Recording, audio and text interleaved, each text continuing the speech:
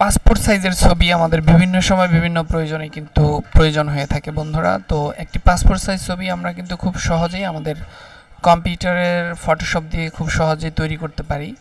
তো আজকে আমরা দেখব কিভাবে খুব সহজেই একটি ছবিকে আমরা পাসপোর্ট সাইজে রূপান্তর করতে পারি।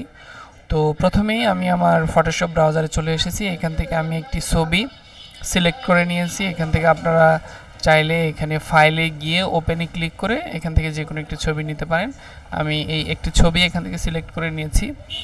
এরপরে এখানে আসার পরে প্রথমে আমি এখানে ক্রপ টুলে যাব এটি সাইজ করার জন্য। বন্ধুরা, আপনারা পাসপোর্ট সাইজের স্ট্যান্ডার্ড সাইজের ছবি কত সাইজের হয়ে থাকে এটি যদি গুগলে লিখে সার্চ দেন তাহলে অবশ্যই আপনারা সাইজটি পেয়ে যাবেন।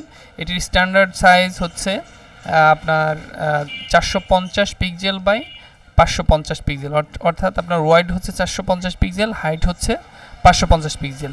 আমি এখানে ক্রপ টুলে চলে গেলাম। ক্রপ টুলে যাওয়ার পরে উপরের দিকে বারে দেখতে পাচ্ছেন, এখানে আমি এই বারে ক্লিক করলাম এর চিহ্নতে। এখানে wide into height into resolution দেওয়া আছে। আমি এর উপরে ক্লিক করে এখানে সাইজটি বসাবো। এখানে খালি করে প্রথমে ওয়াইড বসাবো। এখানে ওয়াইড হচ্ছে 450 পিক্সেল, 450 পিক্সেল আমি এখানে বসিয়ে দিলাম।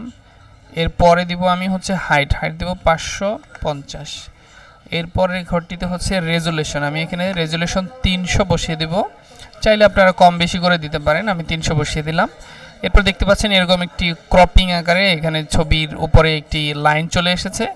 তো আপনারা চাইলে এটিকে প্রয়োজন মতো ডানে বামে সামনে পিছনে বা বাঁকা থাকলে সেটিকে ঘুরিয়ে নিয়ে একটি নির্দিষ্ট আকারে নিয়ে এসে এখানে জাস্ট ডান দিকে দেখতে পাচ্ছেন এখানে টিকমার্ক, এখানেও ক্লিক করতে পারেন অথবা কিবোর্ডের এন্টার বাটনে ক্লিক করলেও কিন্তু এটি সিলেক্ট হয়ে যাবে। আমি এন্টারে দিয়ে দিচ্ছি। এই হচ্ছে আমার পাসপোর্ট সাইজের ছবি।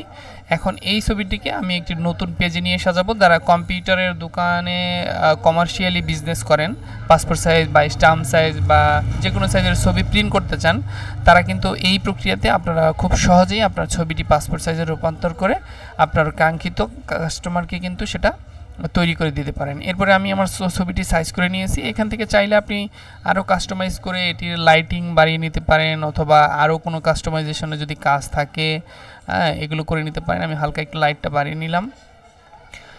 এরপরে আমরা চলে যাব এখান থেকে ফাইলে গিয়ে নিউতে ক্লিক করব। নিউতে ক্লিক করে নতুন একটি পেজ নেব। এখানে A4 সাইজের একটি পেজ কিন্তু বন্ধুরা আমরা নিব প্রিন্ট করার জন্য। এখানে আমি A4 সাইজের পেজটি সিলেক্ট করা রয়েছে। এখান থেকে আমি ক্রিয়েটে ক্লিক করে দিলাম। একটি নতুন পেজ কিন্তু আমার সামনে চলে এসেছে। এখন আমি কি করব, আমার যে ছবিটি এটিকে আমি সিলেক্ট করব। সিলেক্ট করার জন্য কন্ট্রোল-A দিয়ে কন্ট্রোল-C দিয়ে যদি আপনি আপনার নতুন পেজে পেস্ট করেন তারপরে চলে যাবে, অথবা আপনি যদি এটা যেহেতু এখন আমি ক্রপ করে ফেলেছি, এখন যদি এখানে আমি মুভ টুলে ক্লিক করি, মুভ টুলে ক্লিক করে আমি একটি ধরে ড্র্যাগ করে যদি নতুন পেজে নিয়ে যাই তারপরে কিন্তু একটি চলে আসবে। এরপর আমি কন্ট্রোল-T-তে প্রেস করে আমি এটি কিন্তু সিলেক্ট করব। সিলেক্ট করে আমি আমার যে সাজানোর জন্য যে পেজের যে অংশে নিয়ে যাওয়ার দরকার আমি সেই অংশে নিয়ে যাব। এখানে অ্যারো দিয়ে আমি আমার পজিশন মতো এটিকে বসিয়ে নিব। ব্যাস, এই হচ্ছে পজিশন, আমি এখানে বসিয়ে নিলাম। এরপরে বন্ধুরা আপনারা শিফট প্লাস হচ্ছে অল্টা প্লাস শিফট দিয়ে এটিকে টেনে ডান পাশে নিয়ে নেবেন। আমি দেখাচ্ছি একবার, তাহলে ছবিটি কিন্তু উপরে নিচে নামবে না, সোজা গিয়ে ওই বরাবরই ওই পূর্বের ছবিটির বরাবরই থাকবে। এখানে কন্ট্রোল-T দিয়ে আবার আপনি এটিকে প্রয়োজন হলে ডানে বামে করে একটু চাপিয়ে নিতে পারেন।